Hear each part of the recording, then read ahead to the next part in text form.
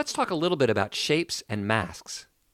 If you no longer have your guitar shape in the canvas, add it back.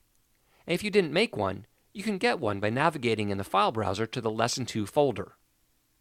Now, in the toolbar, next to the shape tools we've been exploring, are a set of masking tools. If you have no layers or groups selected, the tools are grayed out because, and this is an important distinction, masks are effects and not objects. Shapes are objects, so they can exist on their own, and they form a layer in the layers list. Effects, which include filters, behaviors, and masks, are applied to a layer or a group, so they need a layer or group to exist. Select the guitar shape layer. The rectangle mask tool is now selectable. Click and hold on it. The pop-up menu reveals 5 different tools, which look very similar to the shape tools we've been working with.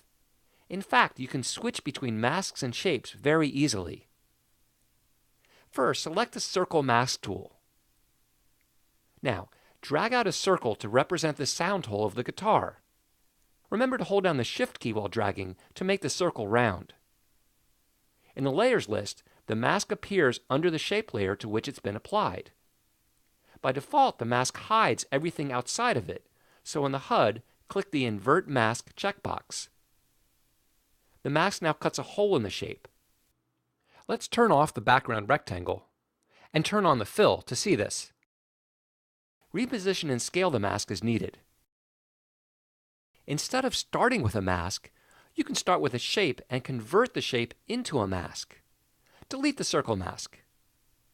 In the library, under Shapes, select the 5-sided star and add it to the project. Change its color in the HUD so you can see it better. Position and scale it as if it were the sound hole for the guitar.